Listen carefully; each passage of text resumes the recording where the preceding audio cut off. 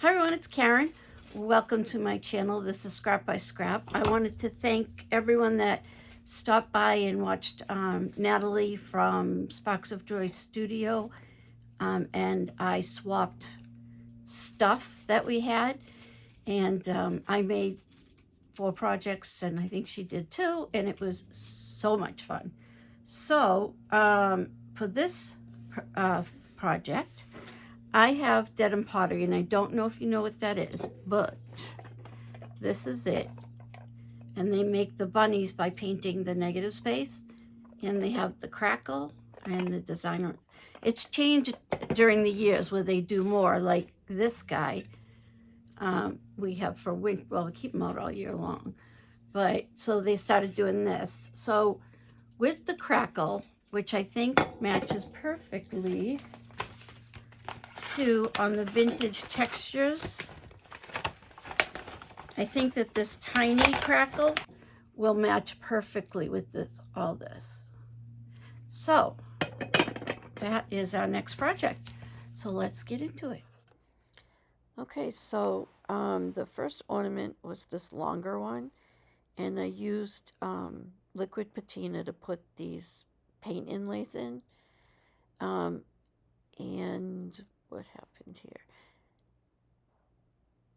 Yeah, so put the paint inlay on it, then you squirt it, then you kind of bat all the wet stuff, and then I like to blow dry it to move things along. And then when it's completely dry, we are going to spray it again with the water, and then when it's wet, you just pull it right off. And that long ornament in the center there gave me such a hard time. No, not such a hard time, but a little bit of a hard time, but it was a good hard time because it was a learning curve that I found I needed. So I couldn't get the paint inlay on that. It just kept going up and down, and I couldn't get or didn't get the paint inlay stuck in it like that. So all you got to do is paint right over it, get another piece, and make sure it's going to fit. But what I did was I cut, you'll see in a second, but I cut the inlay so that it would have a separate piece to go over the bump and do the bottom. So all I did was had to repaint it, put on the liquid patina while it's wet, put the inlay on, again, just dab it and dry it. And you don't have to dry it, you can just let it dry. I'm just very impatient. That now is hurrying to try and get a video out. Okay, that didn't work at all, and it wasn't upside down. It worked a little on the bottom. I'm assuming that the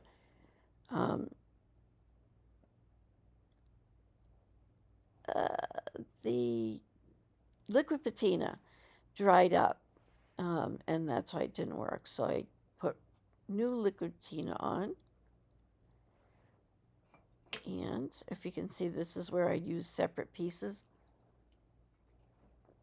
which works so much better because you're able to push it down without smudging up the top one by moving it, if that makes sense. Because things that make sense to me rarely make sense to anybody else. So I'm just going to dry it again.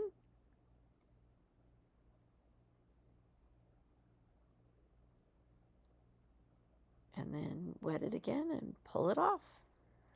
Then you put the papers to the side because you can use them as many as 3 times, I've heard. They're just not going to be as dark. And right now I'm just painting the top of the little ornaments, that little metal thing, and I just used a metallic silver. And now I am using the crackle paint stamp, and I'm using the Stays On,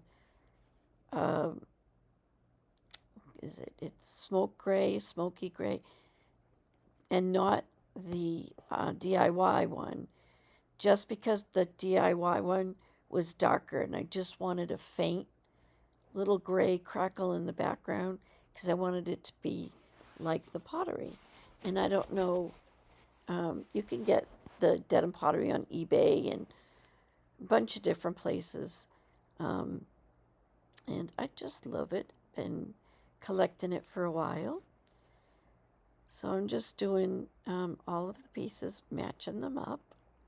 Now I bought these jump rings, and I think they would be great if you're going to put it right in while the resin is liquid. But trying to do it now, I couldn't get the backs to seal on themselves. So definitely plan ahead or just do this ribbons like I did it here. And I tried to get the Thick and Quick out of the bottle, and it wouldn't. I think I left the cap on. And so I just used wood glue and a little bit of hot glue and placed my ribbon and closed it tight. And it was definitely still leaves a gap all the way around, but it's just because of the way I poured it. And some of it was higher in one area than another. So you can be more particular when you pour it to stop that from happening, but I was okay with it. The only one that was really difficult to get it to stay and even get it to close together when you look at it was this circle piece. I sanded it because the edges were higher. I did the glue with the hot glue, put the ribbon on, and the glue was drying, so it was bumpy.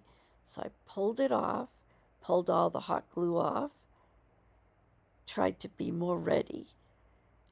I put that glue on,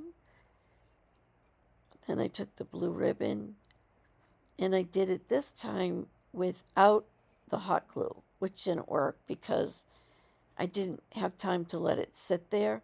So I tried holding it, tried using the spray can to hold it down. So I opened it up again, put some more hot glue, and